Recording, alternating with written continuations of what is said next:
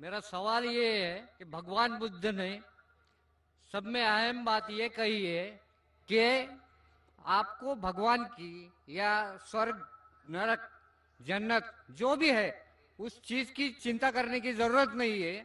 आपके हाथ में आपका जीवन है, वो जीवन आप कैसा उच्चतम महानतम बनाएंगे, इसी बात पे आप जोर दे दो। उच्चतम और महानतम जीवन कैसा होता है, एक उन्होंने उदाहरण दिया है कि आप खाना भी खाएंगे तो पके हुए फल का भोजन करो। जो फल झाड़ ने छोड़ दिया है तो आपके ऊपर कोई जंजीरें नहीं आएंगी। जो फल जो है वो झाड़ कभी वापस नहीं लेता, उन्होंने तो छोड़ दिया है, वही फल का भोजन करो। यहाँ तक भगवान बुद्ध ने कहा है कि आपको इस चीज की चिंता क्या है कि आप मरने के बाद स्वर्ग में जाएंगे, नरक में जाएंगे, भगवान के पास जाएंगे, भगवान यहाँ आएंगे, इसकी कोई चिंता ही नहीं है आपको। आपको आपका जीवन उच्चतम महानतम बनाने की यही चिंता होनी चाहिए। तो आप इस पे गौर करो। भाई साहब ने सवाल किया है कि भगवान बुद्ध ने ये कहा है, भगवान बुद्ध ने ये कहा है। भाई साहब, कोई भी बुद्ध की किताब में मैंने भगवान बुद्ध का नाम ही नहीं सुना है। बुद्ध को जानता हूं, मैं बुद्धा को जानता हूं, भगवान बुद्धा को नहीं जानता हूं। वो आप कहते तो, आप अगर गलत कहते तो मैं क्यों मानूं? क्योंकि आप अगर बुद्धा की टीचिंग्स पढ़ेंगे, बुद्धा की तालीमात पढ़ेंगे, बुद्धा ने कभी भगवान का जिक्र ही नहीं किया। बुद्धा ने कभी भी ईश्वर और भगवान का जिक्र नहीं किया। क्यों? तो बुद्धिस्ट स्कॉलर्स ये कहते हैं कि इस हिंदुस्तान में, इस धरती पे इतनी बुत परस्ती थी कि वो भगवान के बारे में खामोश थे। उनने ये भी नहीं कहा कि भगवान है और ये भी नहीं कहा कि भगवान नहीं है। तो आप अगर बुद्धा को भगवान बना दिए तो प्रॉब्लम है भाई साहब।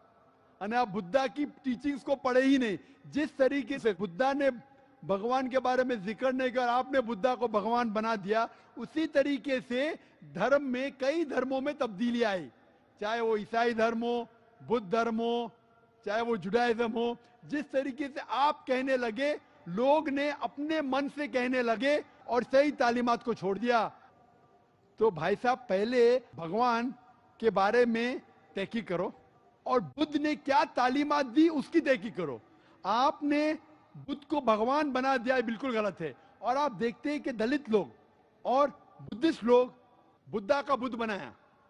बुद्धा ने कभी भी नहीं कहा कि मेरा बुद्ध बनाओ। बुद्धा ने कभी भी नहीं कहा। ये क्या हो रहा है? ये इन्फ्लुएंस ऑफ बाकी मजहब का इन्फ्लुएंस, बाकी धर्म का इन्फ्लुएंस आपके ऊपर है। तो बुद्धा की अगर टीचिंग्स पढ़ेंगे, बुद्धा ने कहा कि देयर आर 4 ग्रेट ट्रुथ्स, 4 हक बातें हैं।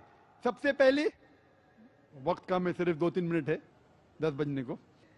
पहला हक है कि इस धरती पे there is lot of sorrows on this world.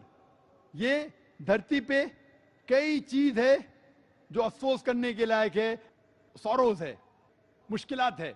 Number 2, इस धरती पे डिजायर है, ख्वाहिश है। नंबर 3, ये धरती से सौरोस को निकाला जा सकता है जब आप ख्वाहिशों को निकालते हैं। और नंबर 4, अगर ख्वाहिश को निकालना है तो 8 फोल्ड पाथ के ऊपर अमल करो। वक्त कम होने की वजह से पहले ट्रुथ को मैं मानता हूं, इस धरती पे सौरो है। दूसरे ट्रुथ को भी मानता हूं कि लोगों में ख्वाहिश है। तीसरा ट्रुथ है कि अगर आपको सौरो निकालना है तो ख्वाहिशों को निकालिए। चौथा है कि अगर आपको ख्वाहिश को निकालने का है तो 8 फोल्ड पार्ट फॉलो करो ना। तीसरा और चौथा ट्रुथ कॉन्ट्रडिक्ट हो रहा है। तीसरे ट्रुथ में कहा गया है कि आप ख्वाहिशों को निकालो और चौथा ट्रुथ में कहा गया है कि 8 फोल्ड पाथ पे अमल करो। अगर आप ख्वाहिश को निकाल देंगे तो 8 फोल्ड पाथ पे अमल करने की ख्वाहिश रहेंगी नहीं। तो there is a fallacy of logic. वक्त कम होने की वजह से आप मेरी तकरीर सुन सकते हैं, मोहम्मद सल्लल्लाहु अलैहि वसल्लम वेरी स्क्रिप्चर्स, जिसमें बुद्धिज्म का जिक्र किया है। इसीलिए बुद्धा ने भगवान के बारे में जिक्र नहीं किया, क्योंकि उसे डर था कि लोग अब तक तैयार नहीं हुए मानने के लिए कि खुदा एक है। खूब